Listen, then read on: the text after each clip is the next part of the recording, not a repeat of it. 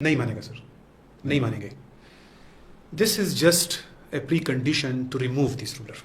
جب پورا پاکستان، پورا ایجپٹ، پورا جارڈن، پورا ترکی کھڑا ہے اور وہ کہہ رہا ہے افواج موبلائز کرو، افواج بھی چاہتی ہیں. یہ قیادت وہ فوجی قیادت ہے، سیاسی قیادت ہے. ہمیں مزید ایویڈنس نہیں چاہیے کہ یہ ان کے لوگ ہیں.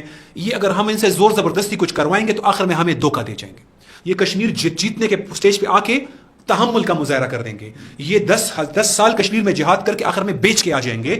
یہ یہی کریں گے ہمارے ساتھ. ٹھیک ہے. اس لیے اصل میں جو ہرڈل ہے وہ فوجی موبلائزیشن میں وہ یہ رولرز ہیں. So when I demand the armies. I do not demand Asim Munir. I do not demand Erdogan. میں جنرل سی سے ڈیمانڈ نہیں کر رہا.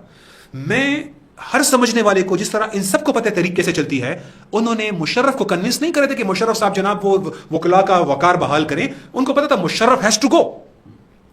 سو جب آپ یہ موومنٹ بلڈ کرتے ہیں، پورے عوام ڈیمانڈ کر رہے ہیں فوج موبلائز کرنا، یہ بندہ آبسٹیکل ہے. It's absolutely clear. آپ ان کو ہٹانا پڑے گا. ہم ایک اس اسٹیٹ کے لیے راستہ ہموار کر رہے ہیں جب اردن، شام، ترکی، پاکستان، بنگلہ دیش، انڈونیشیا، سعودی عرب کے لوگ ڈیمانڈ کر رہے ہیں اور سب کے سامنے کلیئر ہے یہ ہے ان کے لوگ، یہ امریکہ کے لوگ ہیں، یہ یہود کے لوگ ہیں. تو وہ ان کو ہٹا کے فوج موبلائز کرنے کے لیے ایک ایسی مخلص قیادت کے ہاتھ پر بیعت کرے، ایک خلافت قائم کرے، یونیفائی کرے اپنے آپ کو، تاکہ ہم ان آرمیز کو یونیفائی کر کے موبلائز کر سکیں.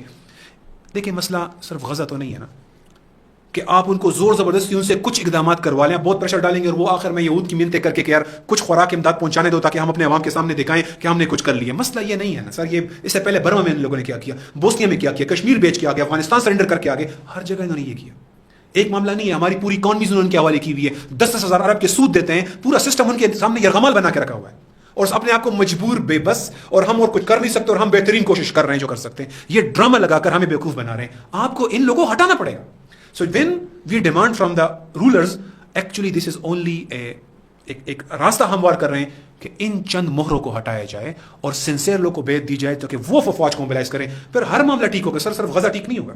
ٹھیک ہے. ہمیں امداد پہنچانا مقصد نہیں، صرف غزہ کو بچانا نہیں، ویسٹ بینک بھی تو لینا ہے، مسجد اقصی کو بھی آزاد کروانا ہے. ہمیں اس سارے بارڈرز یہ جو ہمیں توڑ کے رکھ دیے، انہوں نے ہمیں برباد کر کے رکھ دیا، اس کو ختم کرنا ہے.